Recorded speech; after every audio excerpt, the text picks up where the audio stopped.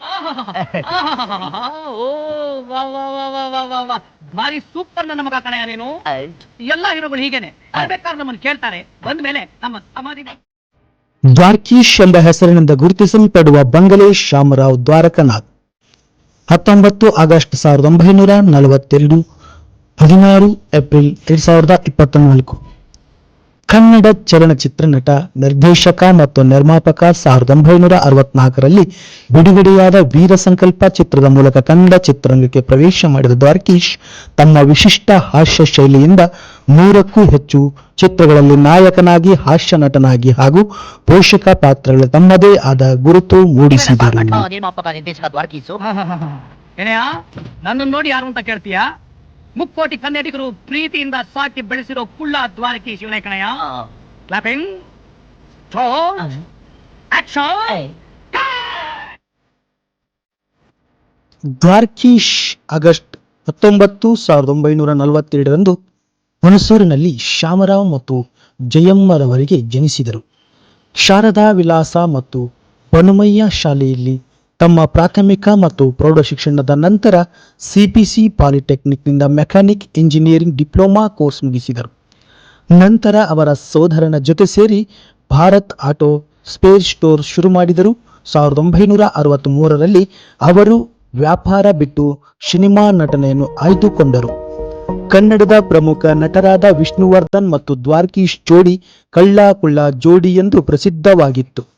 ಇವರಿಬ್ಬರ ನಡುವೆ ಆಳವಾದ ಸ್ನೇಹವಿದ್ದು, ದ್ವಾರಕೀಶ್ ಅವರು ವಿಷ್ಣುವರ್ಧನ್ ಅಭಿನಯಿಸಿದ್ದ ಹೆಚ್ಚಿನ ಸಿನಿಮಾಗಳಲ್ಲಿ ಒಟ್ಟಿಗೆ ನಟಿಸಿ ತೆರೆ ಹಂಚಿಕೊಂಡಿದ್ದರು. ಕೆಲವೊಮ್ಮೆ ಇವರಿಬ್ಬರ ನಡುವೆ ಬಿರುಕು ಮೂಡಿದೆ ಎಂಬ ಗಾಸಿಪ್ ಕೂಡ ಚಿತ್ರರಂಗದಲ್ಲಿ ಹರಡಿತ್ತು. 1964ರಲ್ಲಿ ವೀರ ಸಂಕಲ್ಪ ಎಂಬ ಸಿನಿಮಾದ ಮೂಲಕ ಕನ್ನಡ ಚಿತ್ರರಂಗಕ್ಕೆ ಎಂಟ್ರಿ ಕೊಟ್ಟ ದ್ವಾರಕೀಶ್ ನಟರಾಗಿ, ಹಾಸ್ಯ ಕಲಾವಿದರಾಗಿ, ಪೋಷಕ ನಟನಾಗಿ ಈವರೆಗೂ 100 ಸಿನಿಮಾಗಳಲ್ಲಿ ನಟಿಸಿದರು. ಒಂದು ಕಾಲದಲ್ಲಿ ವಿಷ್ಣುವರ್ಧನ್ ಹಾಗೂ ದ್ವಾರಕೀಶ್ ಜೋಡಿ ಕಳ್ಳ ಕುಳ್ಳ ಎಂದೇ ಪ್ರಸಿದ್ಧವಾಗಿತ್ತು.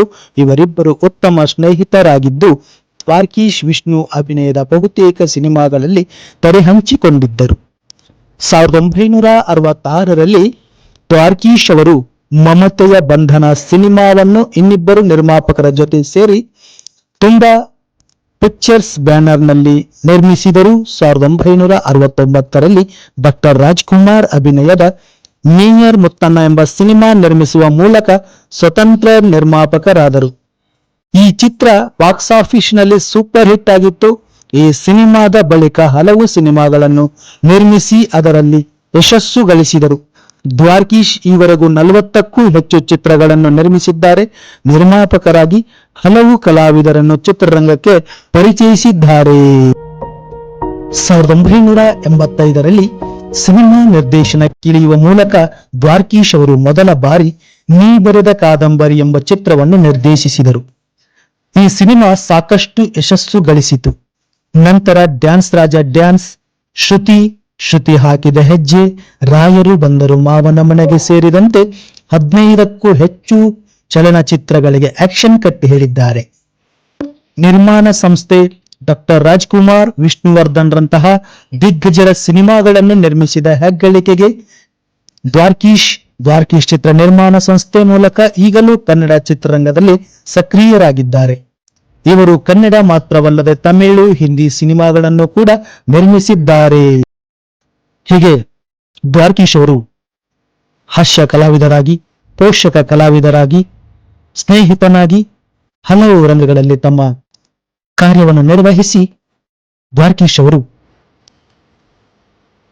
2024 ಏಪ್ರಿಲ್ 16ರಂದು ತಮ್ಮ 81ನೇ ವಯಸ್ಸಿನಲ್ಲಿ ನಿಧನರಾದರು. ಅವರು ಕಳೆದ ಕೆಲವು ದಿನಗಳಿಂದ ವಯೋಸಹಜ ಕಾಯಿಲೆಯಿಂದ ಬಳಲುತ್ತಿದ್ದರು.